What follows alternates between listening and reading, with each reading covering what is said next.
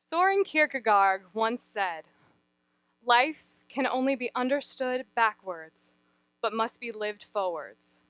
With these words in mind, I want to tell you my story and the pain, shame, anger, and fear that I had to walk through in order to move forward. For the first 21 years of my life, I self-medicated. Food, drugs, alcohol, anything to cope with my stress, my fear, and my painful memories from my past. And it nearly killed me.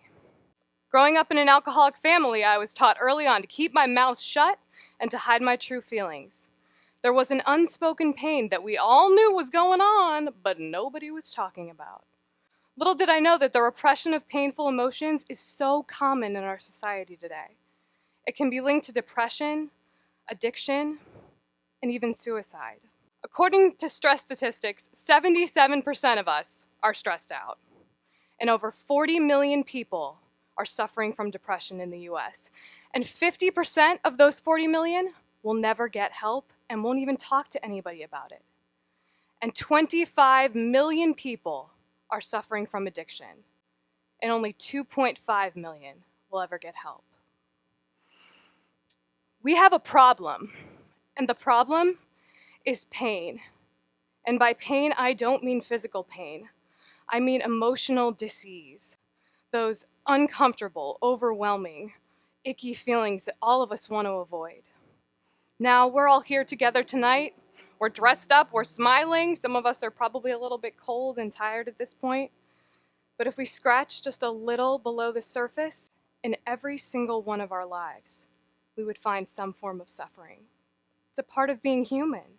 And the bottom line is that none of us want to face these painful emotions such as deep sadness, grief, shame, and fear.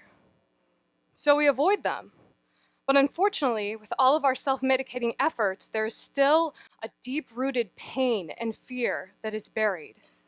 And it is only until we uncover that pain, let it surface, and walk through fear, can we begin to find healing, relief, and maybe the enjoyment of being alive.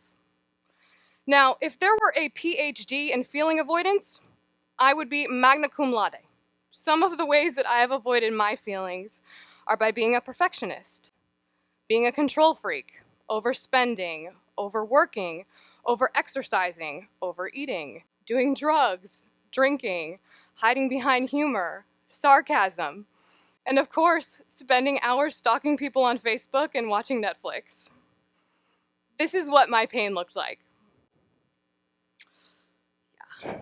At age 9, my home life felt out of control, so I didn't know what to do with my feelings. So I ate. And I ate a lot. Fear of being unaccepted, I wore the mask of the outrageous fat girl because I figured if I could make fun of myself first, then maybe other people wouldn't make fun of me. But no matter how much food I ate, the pain was still there and my insecurities only grew. Starting high school, overweight, self-esteem was low. I was a prime candidate for crystal meth. You know, the fat girl's drug. But I'm not alone. 9 out of 10 people with a substance abuse problem started before the age of 18, and I was one of them. I lost 25 pounds in a month. For the first time, all of my insecurities were gone. I felt cool and confident and beautiful. I had newfound hobbies like organizing my drawers all night and color coordinating my clothes. But really, what meth did is it eased the pressure that I felt to be perfect, to get straight A's, and to get into a good college. I remember I would stay up until 3 o'clock in the morning smoking meth and practicing SAT booklets. So I graduated high school at the top of my class with a full ride scholarship to college, a 95-pound emaciated body, and a massive drug addiction. In college, everything fell apart. I know you're probably shocked, but meth wasn't enough anymore to ease my pain, so I added heavy alcohol abuse and binge eating again. And I entered into a very dark and shameful period of my life. In order to hide and support my addiction, I lied, I cheated, and I stole. By age 21, I had failed out of college. I'd been arrested multiple times from airports to shopping centers, and I had lost literally everything. The only thing I gained during this time was an extra 80 pounds. There's another picture.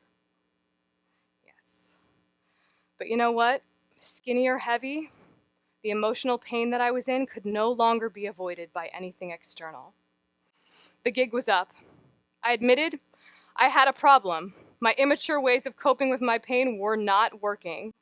Although I was terrified to face all of the feelings that I'd been spending my whole life running from, I was faced with two options: dying or living through my pain. And I chose to live. You know, I always thought that if anyone knew the whole truth about me, like the whole truth, they would never love me or accept me. But what I found was it was actually the opposite. The more that I shared honestly and openly and vulnerably, the more I healed, and I helped other people to open up and share and heal too. The truth is, we need each other. And wouldn't you know it, as I found healthy ways to cope with my emotions, I didn't need to binge eat anymore, and I naturally lost weight. Change is painful, and change is messy, and we each have our own messy story. I stand before you tonight as a woman in long-term recovery from a past of addiction, shame, and fear. Over the last 6 years, I've done a lot more sharing and feeling and a lot less numbing and hiding. And I've dedicated my life to helping other people face their fears and find freedom. And I'm here to testify that my feelings have never killed me, even though there are still times that I swear that they might.